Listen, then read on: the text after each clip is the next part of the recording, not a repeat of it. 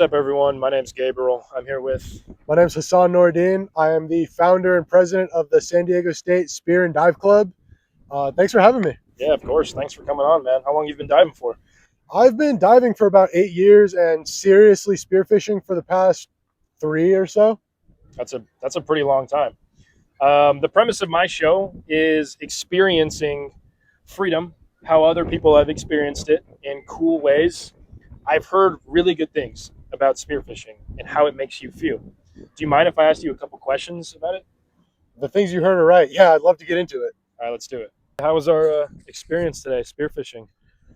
Admittedly, it wasn't the best day diving ever.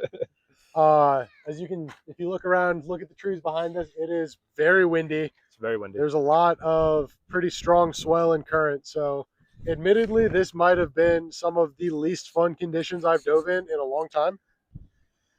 But at the end of the day, I can still get out of the water and say I was happy that I got to sit at the bottom of the ocean and just be there.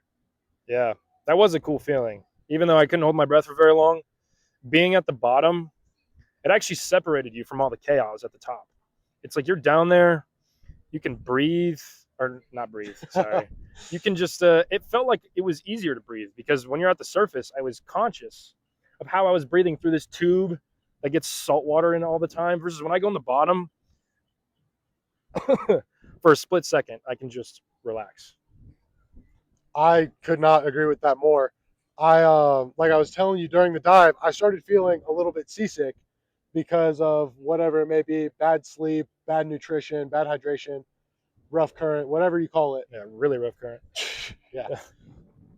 So yeah, I started feeling seasick, and to make myself feel better, I would just go to the bottom, close my eyes, and just be there.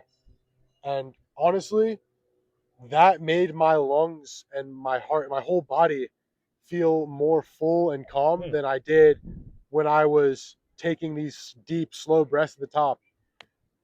Hmm. Is that why you spearfish?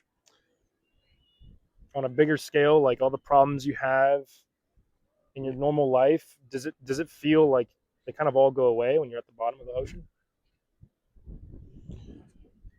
I hate saying yes and no when I answer questions You can because say it, it's yeah. not a solid answer. Yeah. I'm going to mostly say yes. In 99% of scenarios, I can fully disassociate from the world and be where I am and feel more present than anything when I'm at the bottom of the ocean and all I can hear is either silence or the sound of the crackling of the reef and the Yeah, the life crackling. around me. And I just get to see the stereotypical calm that the ocean brings, or even the beautiful chaos you can see at times. And seeing that is honestly, as much as I do it for the fish and for the food, that feeling is irreplaceable to me. Whoa. Because realistically, you could just get on a boat and fish, right? The method of how you're obtaining the fish is really important to you. You said that deep sea fishing is something you still do, you still participate in. It is pretty expensive, especially on a charter here in San Diego. But this method is different than that one. Why? So, for multiple reasons, it's different. First of all, it's infinitely more sustainable. And badass. But sustainable, yes. It is pretty badass. Yeah, I will admit, I indulge into the aura you get from walking out of the ocean it's with some pretty fish cool. on your belt. It's pretty cool. Yeah. People are looking at you, giving you compliments, saying, "This is the coolest guy I've seen today." Yeah. But I think on a bigger scale, the difference between spearfishing and fishing, for one, yeah, sustainability Mhm. is pretty important to me because I am a conservationist at heart, and I believe that taking care of the ocean is should be a top priority Yeah, I agree. because it is the source of all life on Earth. Absolutely. So taking care of it because there's no bycatch. You're taking exactly what you want and no more. Mm. And that's one thing I really respect about the spearfishing community is that they 90% of at least 90% of the spearfishing community shares that value with me. Mhm. So they are all saying we do this because we love it and we really want to experience it. And that's not a knock on fishermen. I just think that spear fishermen and spearfisher women take it a step further and really immerse themselves into the environment and become a part of the thing that they are taking from. I wouldn't even say taking from it. I would rather say they're becoming a part of the ecosystem. It does take a lot from you. It takes effort. That was that was arguably one of the harder things I've done in a while. And I fish all the time.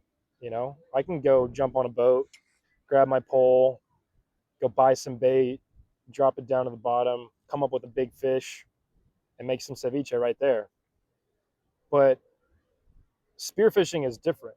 You're right. You have to become another fish, which means you have to see into their world and you have to experience everything they experience in order to earn your meal. With that comes a loss of control, right? When I was out there, the biggest thing I remember was just the pure discomfort. And focus was something that was coming to me in waves and leaving at the same time. At some point, I was messing with my gun, trying to make sure I was breathing, not sinking to the bottom. The waves were tackling me, and like you said, I would just hum a song and just focus on what I'm doing, and I'm present in the moment. But also, once that focus left, I was scared. I was honestly terrified, especially when at some point you had gone into the beach. I was there alone. I was like, oh my gosh, I'm in the ocean right now by myself. Like, this is on a pretty aggressive day. This is the most, arguably the most unstoppable force on earth.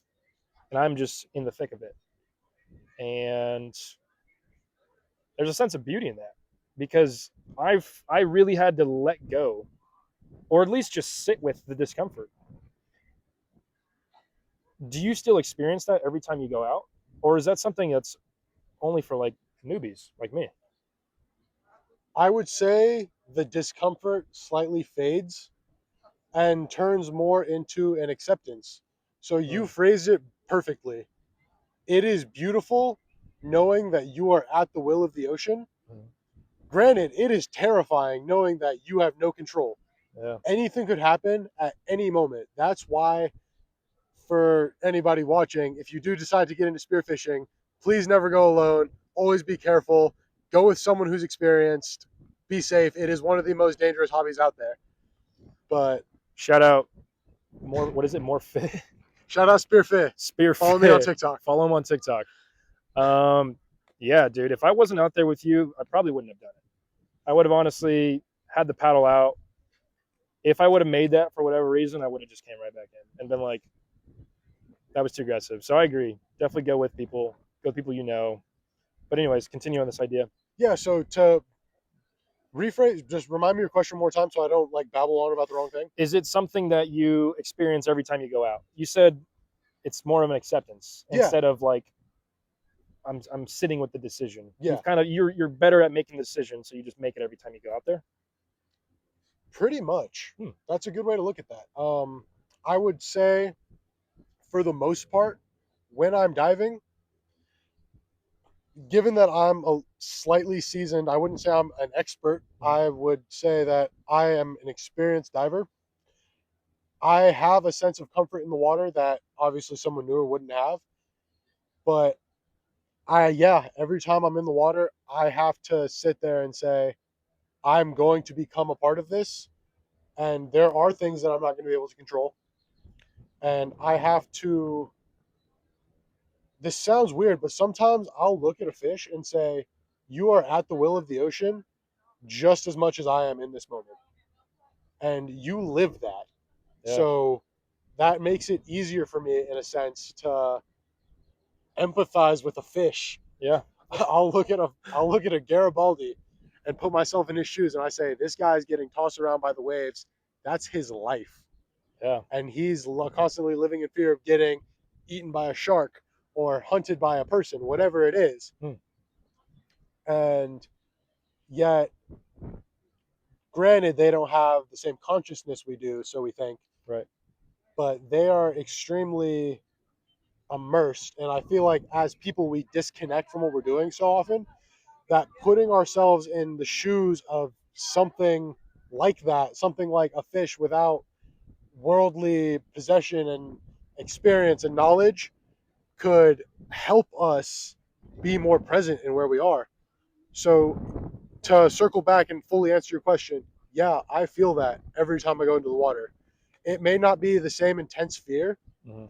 but there is definitely a sense of acceptance and almost belonging that comes with putting yourself with nature, even though there are things that can hurt you. And a lot of the times you see the things that you're scared of that can hurt you, whether it be a shark or a strong current, and you realize it doesn't feel anything towards you. It's not out to get you. It is purely doing things because that is what they do. Mm. There's a lot to unpack here in this one. Okay, with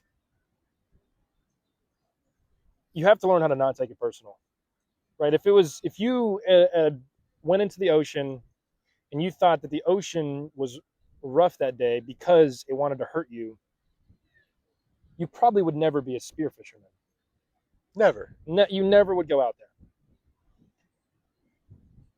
Is spearfishing for you at times a more literal reminder of lessons that you've learned in your day-to-day life, or even lessons that you're actively learning out in the water that you can apply to your life?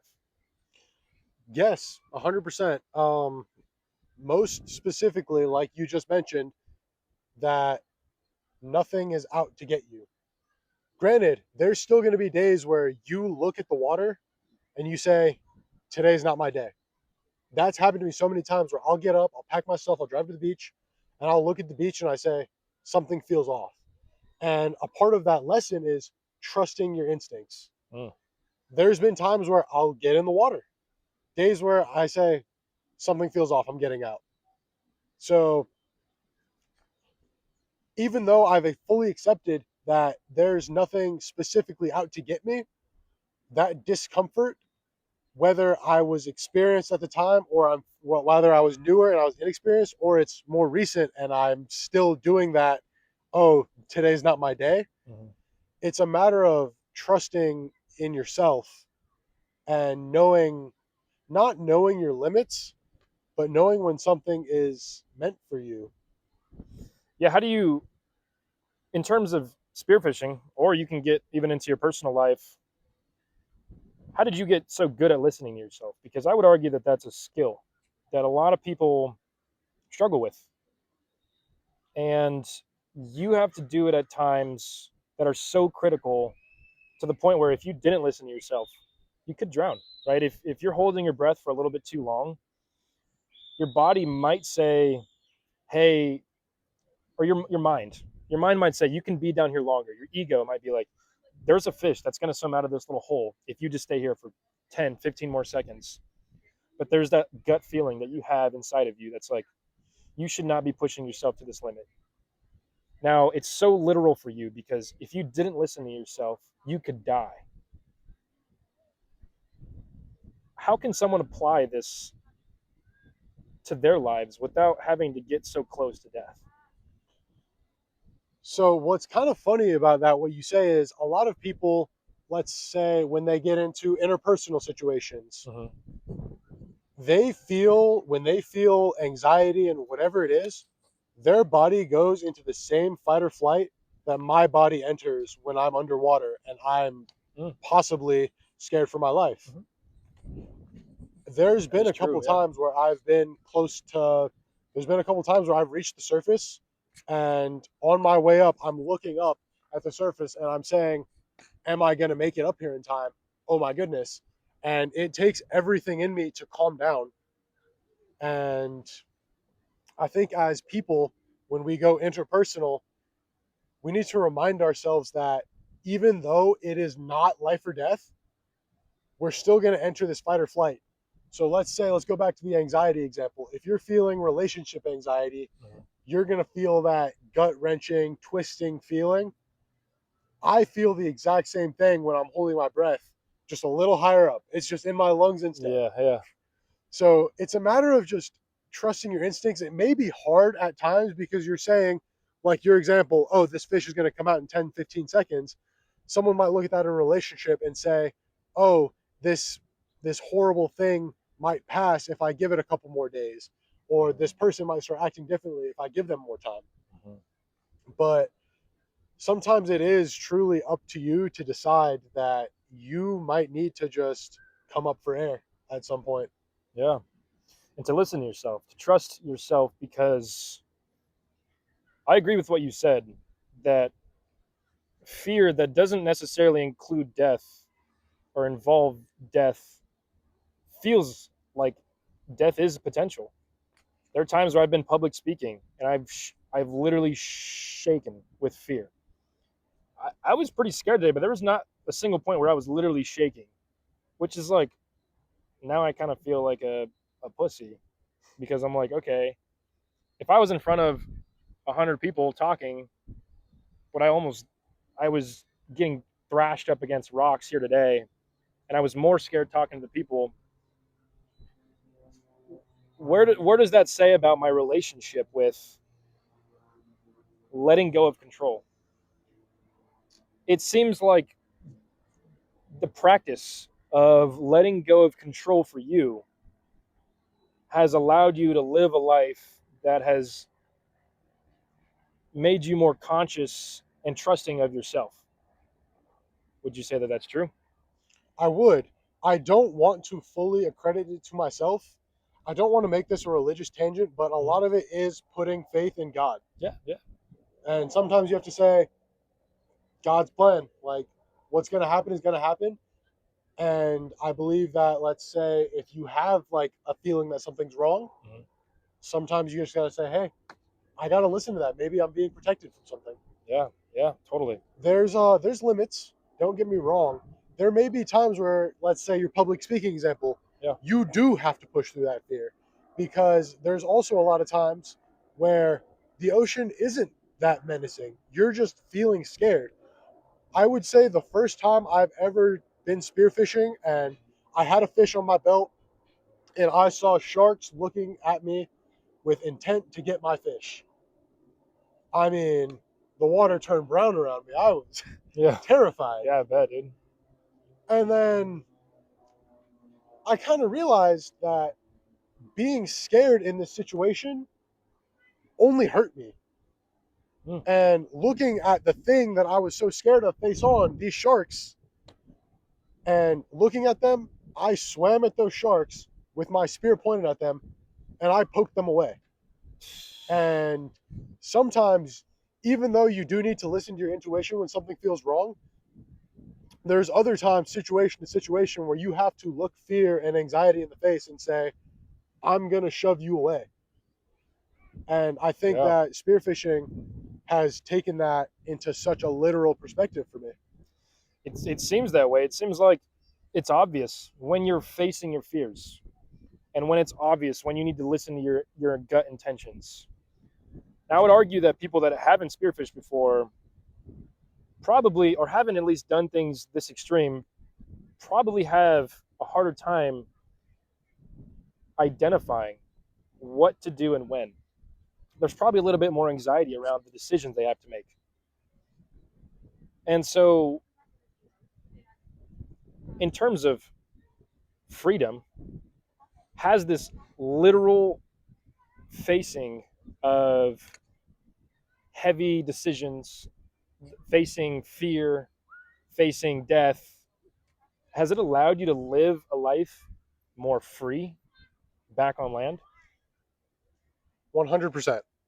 Um, I can say with absolute certainty that there's nothing in this life that makes me feel more free than being out in the water.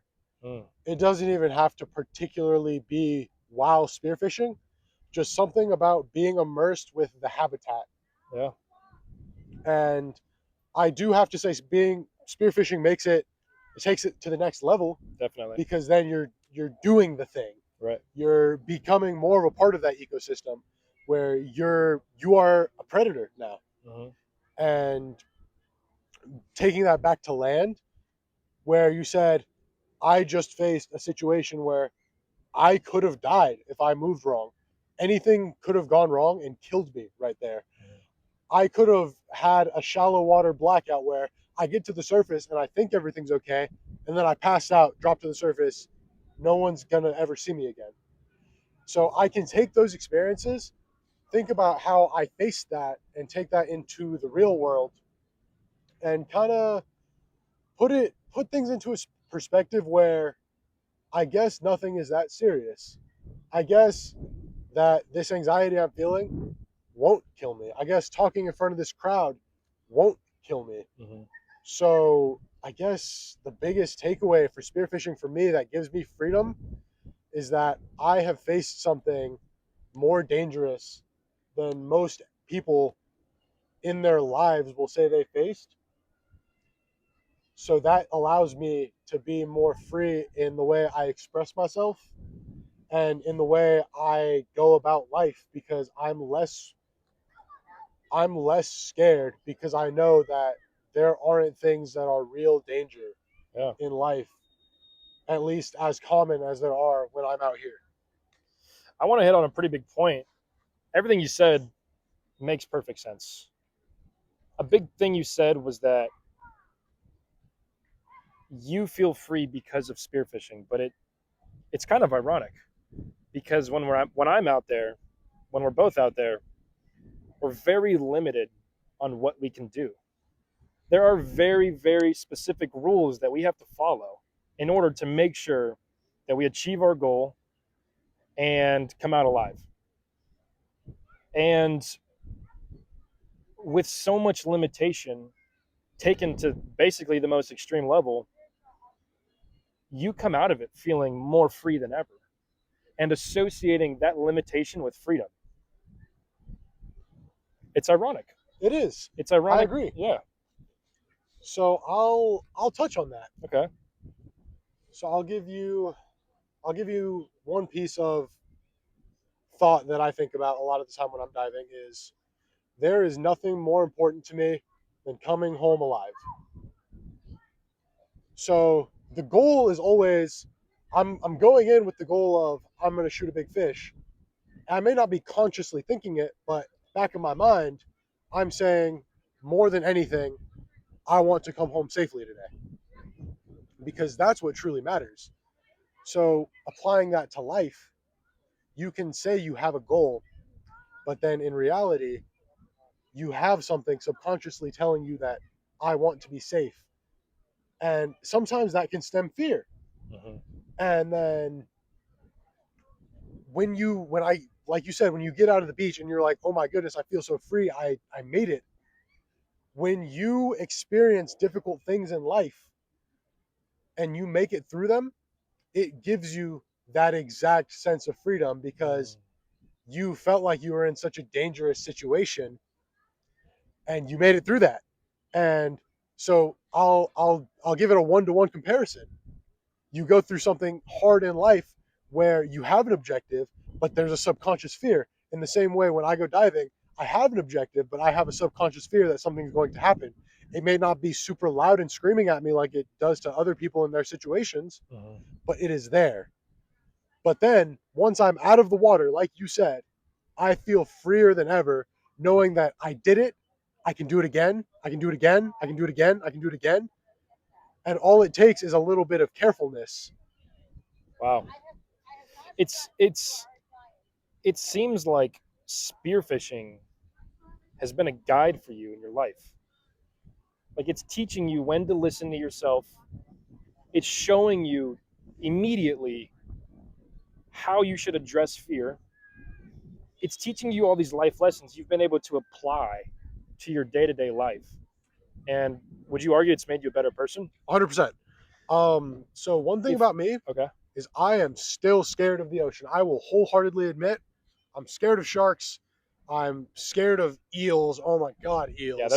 those are so ugly and terrifying. Yeah. I'm scared when I see a big sea lion circling me when I got fish on my Oh waist. my gosh, yeah. So the acceptance that fear will always be there, Mhm. and still knowing when to push through it and when to trust your gut can be a slippery slope. Mm-hmm. But then spearfishing literally made me realize when to embrace or reject those feelings. And then to touch on your point, I do believe it's made me a better person because it has made me more open to the unknown. A lot of the time, you'll look down. In San Diego, we don't have great visibility generally here. Yeah. You'll look down, you're in 30 feet of water. It's not that far away from you, but you have no idea what's down there. And in life, you could look, you could think a week in advance. You have no idea what's coming to you. You can only see what is happening right in front of you. And it is a one-to-one comparison. Yeah. If we were to personify the action of spearfishing, Hmm. let's say spearfishing, the fun hobby, were a person sitting right here, would you view him or her as a mentor? 1,000%. Really? I think I've learned some of the most powerful lessons in my life from spearfishing. And not because I went through something extremely painful, Yeah. but more so because I experienced something hard. And I think that doing something hard and finding comfort and beauty in the hard is more of a mentor than pain would be. Wow. Yeah, and it's cool because it makes pain engaging. Right. When I was out there, we definitely experienced some pain. We hit a couple rocks trying to come in. You weren't feeling good. Holding your breath is pretty painful at some point, but it wasn't boring pain. It wasn't holding a plank. It wasn't mundane as although mundane things are necessary. I was 100% present. And I feel like when I'm more present and engaged, I actually learn things faster versus when I'm someone who maybe sits in a classroom or reads a book, I can sometimes be a little bit checked out. And even though the same lessons are being applied and being taught, my level of attentiveness, focus, and how present I am allows me to learn things at a quicker rate. Would you say it's the same for you? I fully agree. And I'll go one step further. Okay. When you do it for long enough and you're present for long enough, you say that you get like checked out in class. Mhm. Sometimes I get so immersed underwater that I can close my eyes and dissociate, and it is the most peaceful thing ever. Wow. So you can say that I'm checked out underwater because I'm not focused and looking around, and that is 100% true at times. If I am just, I'm underwater, I'm at the bottom of the ocean, my eyes are closed, and somehow the familiarity that I can do it makes me feel safe to close my eyes in an environment where anything can happen. So dissociation isn't always a terrible thing. Uh, It's a matter of being comfortable with the unknown. and it seems that spearfishing has demanded you to be comfortable with the unknown probably every time you go out there, Yeah. especially on days like today. Uh-huh. But on calmer days, maybe it's not as bad. But it you couldn't spearfish without accepting the loss of control I and agree. without all the limitations of I it. agree. This actually flows perfectly into the next topic, which is flow state. Hmm. When you're out there spearfishing, what does flow state feel like? I'm actually really glad you asked this because I've thought about this in my mind. As a diver, all of us, all we ever want is to be able to hold our breaths longer, stay down there longer, Of hunt course. longer. Yeah. That is always the main goal because the longer we can hunt, the better our chances are. Right. And I notice I achieve flow state when I am doing the thing. So let's say I'm on my drop, I'm on my descent. Let's say Mm-hmm. we're going 50 feet down. Yeah. If on my way down, I'm thinking, oh, I made a little mistake in my kick in my descent. My breath hold might not be as good this dive. I'm already thinking more about what might be happening outside of what I'm doing. Mm. And to the opposite side of the coin, if I just go down relaxed and I am actively hunting, I think what's crazy is I can hold my breath longest when I'm lobster diving because I am actively looking into holes and I'm doing something. So even though I'm moving, it doesn't feel like my oxygen is being depleted. Yeah. And the same could say if I'm just sitting at the bottom waiting for a fish to come to me. I am, as long as I am actively looking and thinking, or sorry, not even thinking, hunting, doing, Mhm. as long as I'm actively doing and not thinking, as long as I'm looking for my objective and trying to reach my goal, that allows me to hold my breath a lot longer because you're not focused on, oh shit, can I be down here longer? Oh, do I need to come up for air soon? I'm thinking of, I wonder if there's a fish around this kelp. Let me go circle around there. Let me take my time and be slow because I don't want to scare this fish. Right. So most of my longest dives, up to close to 2 minutes, have not been when I'm thinking, all right, I'm going to push myself. It's been, how can I be the most engaged with what I'm doing? And crazy enough, on most of those long dives are when I come up with something good because I am fully immersed. So that focus and that objective of and engagement is what gets you to flow state, if I'm hearing that correctly. That's about what how I would say it is just being fully engaged and letting go of the things around you. Yeah, even things like mistakes, like you said, it's almost exponential. Like when you're descending and you make one mistake, it turns into a negative feedback loop where you start to think those negative thoughts, and those negative thoughts now turn into negative actions, which cause more mistakes, or it turns to loss of focus, which turns to more mistakes, which turns, and it ends up becoming this loop. Now, how do you avoid falling into that loop? Because that's something I find myself in constantly, in or out of the water. I find myself losing focus and and and causing mistakes and feeding back in to that negative feedback loop. How do you avoid that? So I don't believe that intention brings. Sorry, let me try to find the right words. Yeah, no worries. I don't think that focus comes from intention. You can't try harder to focus in my mind Mm-hmm. because the harder you try, the more fog and just blah your brain is going to throw at you. Yeah, So I think the opposite is true where focus comes from, instead of trying harder to focus, trying less in some senses. mm. This is really hard to verbalize, but I think that putting too much effort instead of just allowing removes focus. So tell me, give me an example of a time that you felt that flow state that you talked about. Good question. When I do jujitsu, I've done it for years enough to be comfortable with it, kind of like how you're comfortable with the ocean. And sometimes there's rounds where no matter what happens, everything is smooth and therefore fast and efficient.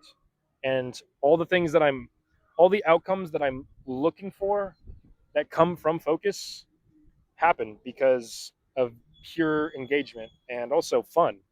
When I have fun, that's when I hit flow state. And I'll tell you why. Okay. Because you detached from the outcome. You just said having fun brings that flow state, Yeah. and that flow state brings your outcome.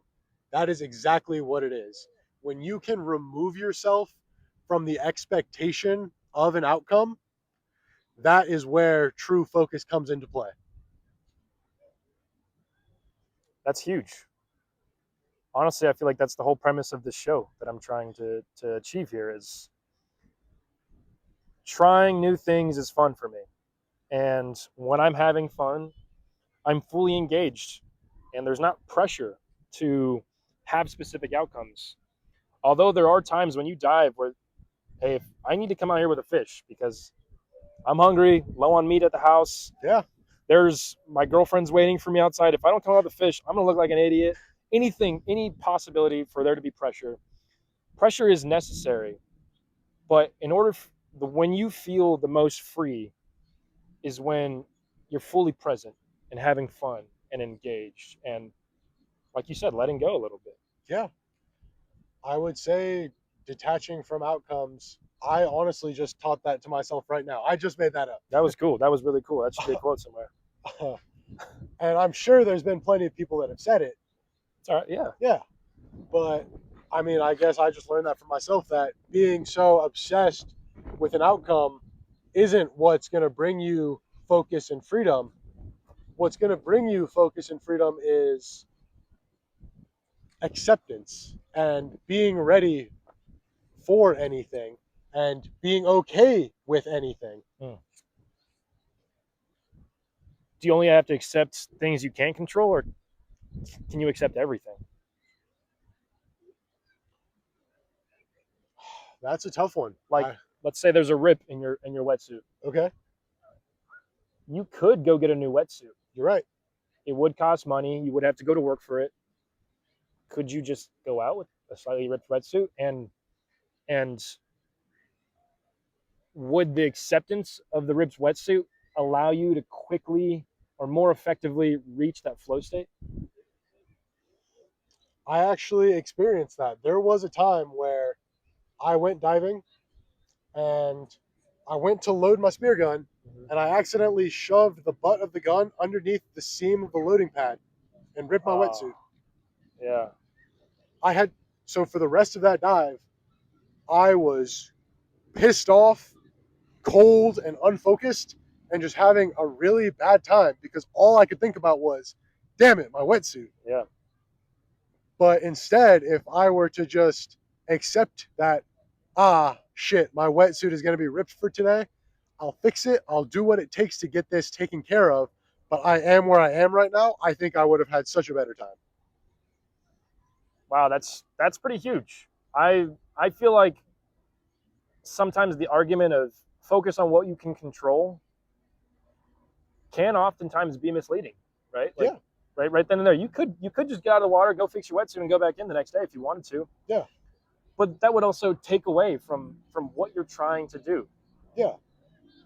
And so it's cool. It's really, really cool and badass that you have a hobby that is a mentor to you in your life on how to approach situations you can control, on how to approach forces you can't control, on how to approach finding stillness and calmness and chaos, how to approach sustainability and how you can have fun, get what you need without affecting the bigger population at mass.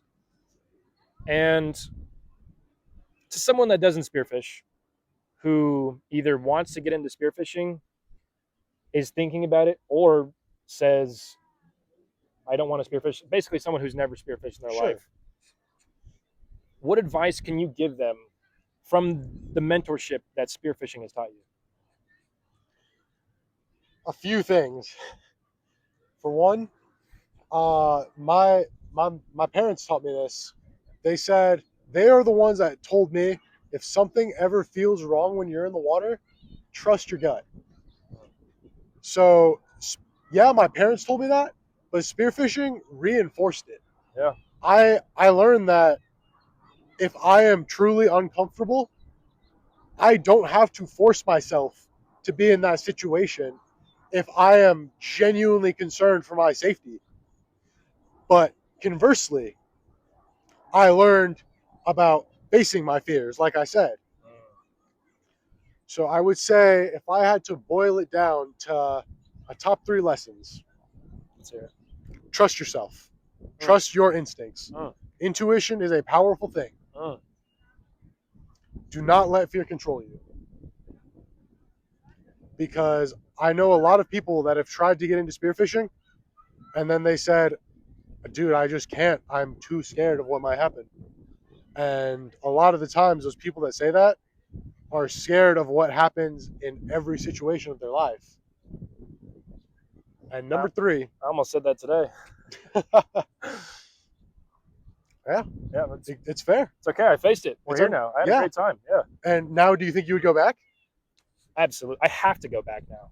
Yeah. Because one, I bought all the equipment. Two, you make it sound you're selling it. If I could learn all the things that you've learned from spearfishing by doing something awesome, why would I not do that? Yeah, and you'll never understand the joys of something that is uncomfortable at first unless you push past that discomfort. Spearfishing is a perfect example of delayed gratification, in my opinion. It is hard. Yeah. It is damn hard. Yeah. I've been diving for 7-8 years. I've been seriously spearfishing for 2 or 3. For that first year and a half that I was trying to take it serious with minimal guidance, I sucked. I couldn't hold my breath for a long time. I was scaring fish away. I was flailing. And this is going to tie into the biggest lesson number 3 that I would take away from spearfishing is presence. Everything went away when I let go of fear and was able to be present. So yeah, you can face fear, but then taking it a step further and letting go of everything, being where you are, and being grateful that you can be there is the biggest lesson that I would take away from spearfishing. And that is what it allowed me to experience, honestly, a sense of nirvana, which is, I mean, not an understated feeling. Is this something like a person could just tell you and you would be able to listen? Or is it something you really had to experience and feel? Because I think most of us, including myself, people have told me advice, and I've just been like, I don't know what to do with that. I've never felt the lesson that they've learned enough to apply it in every situation. So could someone tell you, hey, Hassan, trust yourself, don't let fear control you, and be present? Would those words necessarily give you that wisdom that you have right now because of spearfishing? Absolutely not. I think that a lot of us are taught to learn from others' experience. But at the end, you can listen to people's advice all you want. But when it comes to things where you are truly growing and expanding yourself, you have to learn it on your own. And sometimes that comes through doing something hard. Sometimes that comes through learning a hard lesson through pain, whether emotional or physical. And I think that learning lessons yourself that will teach you the hard things and the things that will truly grow you as a person is irreplaceable. No one could tell me that you'll be happier if you're just more present. Yeah. I have to truly experience being present in something to understand that. You have to feel it. We are, as humans, we are feeling based. Yeah. And it's a very human thing to do to not understand until you feel. Yeah.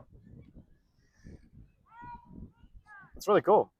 Honestly, that's like all the questions I had, bro. Nice.